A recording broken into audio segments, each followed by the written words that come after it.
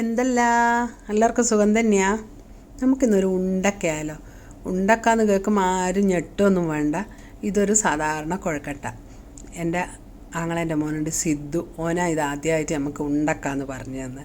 അപ്പോൾ അതിന് ശേഷം നമ്മളെല്ലാവരും ഉപയോഗിക്കുന്നൊരു നിക്ക് നെയിം അത്രയേ ഉദ്ദേശിക്കുന്നുള്ളൂ. അപ്പോൾ അതിനായിട്ട് നമുക്ക് എന്തെല്ലാം വേണ്ടതെന്ന് നോക്കാം. ഒരു 1.5 കപ്പ് വെള്ളം അടുപ്പത്ത് വെച്ച് തിളക്കുന്നുണ്ട്. തിളക്കുമ്പോഴത്തേക്ക് അതിൽ ആവശ്യത്തിനുള്ള ഉപ്പും 1 ടീസ്പൂൺ വെളിച്ചെണ്ണയും ഒഴിച്ചു കൊടുക്കുന്നുണ്ട് ഞാൻ. അത് നല്ലോണം തിളച്ച് വരട്ടെ.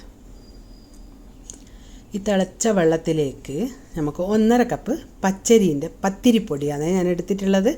നിങ്ങളടുത്ത് പുട്ടിൻ്റെ പൊടി ആയാലും വലിയ കുഴപ്പമൊന്നുമില്ല, പക്ഷേ ഇതിൻ്റെ അത്ര ഒരു നല്ലൊരു ടേസ്റ്റ് കിട്ടുമെന്ന് എനിക്ക് സംശയം, അതുകൊണ്ടാണ് ഞാനിതെടുത്തത്. അപ്പോൾ അതാ നല്ലോണം ഒന്ന് ഇളക്കി കുത്തി നല്ലോണം യോജിപ്പിച്ച് കൊടുക്കുക. ഏകദേശം യോജിച്ച് കഴിഞ്ഞാൽ നമുക്കിതൊരു 5 മിനിറ്റ് നേരം മൂടിയിട്ട് വെക്കാം. ഒരു 2-3 മിനിറ്റ് മൂടി വെച്ചതിന് ശേഷം പിന്നെ എടുത്തിട്ടൊന്ന് കുഴച്ചെടുക്കണം. അപ്പോൾ അതൊരു 2-3 മിനിറ്റ് സ്റ്റൗ ഓഫ് ചെയ്തിട്ടുണ്ടേ. അതൊന്ന് അടുത്ത് വാടി വരട്ടെ. നല്ലോണം വാടി വന്നിട്ടുണ്ട്. ഇപ്പോൾ നല്ല ചൂടാണ്, അപ്പോൾ അതുകൊണ്ട് കൈ കൊണ്ടൊന്നും ഇപ്പം തൊടാൻ പറ്റില്ല. അപ്പോൾ നല്ലോണം ഈ കയ്യിൽ കാണാൻ വെച്ചിട്ട് തന്നെ ഒന്ന് കുത്തി അങ്ങ് കൊടുക്കുക.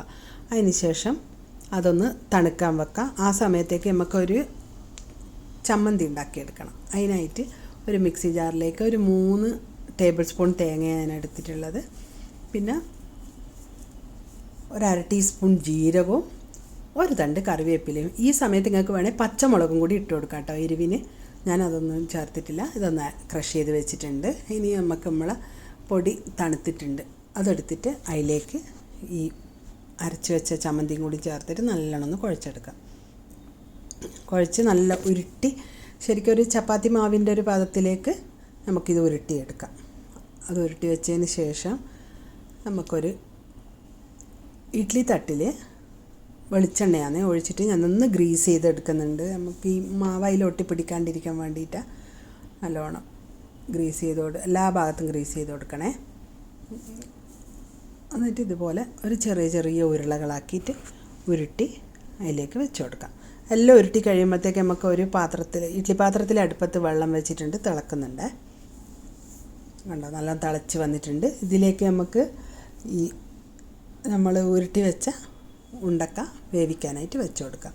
ഞാനിത് ഈ പിടിക്കാനുള്ള സൗകര്യത്തിന് വേറൊരു പാത്രത്തിലും കൂടി ഇട്ടിട്ടുണ്ട്. അതും കൂടി ഒഴിച്ച് മൂടി വെച്ചിട്ട് നല്ലോണം ഒന്ന് വേവിച്ചെടുക്കട്ടെ. 10 മിനിറ്റ് ആവണേ, നല്ല വേവും.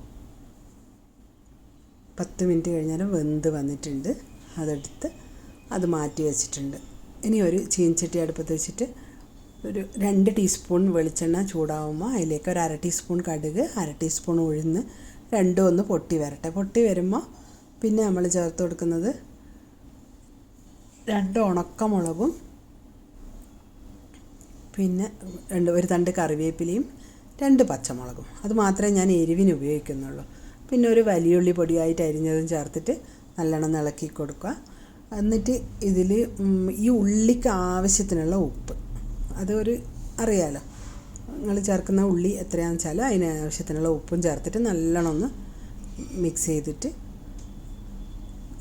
ഈ ഉള്ളീൻ്റെ ക്രഞ്ചിനെസ്സൊന്നും അധികം പോകണ്ട കേട്ടോ, നല്ല ടേസ്റ്റ് ആയിരിക്കും അങ്ങനെ ആകുമ്പോൾ തിന്നാൻ. ആ സമയത്ത് തന്നെ നമുക്ക് ഈ കുഴക്കട്ട ചേർത്തിട്ട് നല്ലോണം ഒന്ന് മിക്സ് ചെയ്തെടുക്കാം. ഇനി ഇതൊന്ന് മിക്സ് ചെയ്തതിന് ശേഷം സെർവിങ് ബൗളിലേക്ക് മാറ്റാം. കഴിഞ്ഞില്ലേ? വളരെ എളുപ്പത്തിൽ. ഇതിന് വേണമെങ്കിൽ നമുക്ക് മോമോസ് ചട്നി ഉപയോഗിക്കാം കേട്ടോ. അപ്പോൾ നല്ല കലക്കൻ ഉണ്ടക്ക റെഡി. എല്ലാവരും ഉണ്ടാക്കി കഴിച്ചു നോക്കി അഭിപ്രായം അറിയിക്കാൻ മറക്കണ്ട. അടുത്ത ആഴ്ച വേറൊരു വീഡിയോ ആയിട്ട് കാണുന്നത് വരെ താങ്ക് യു.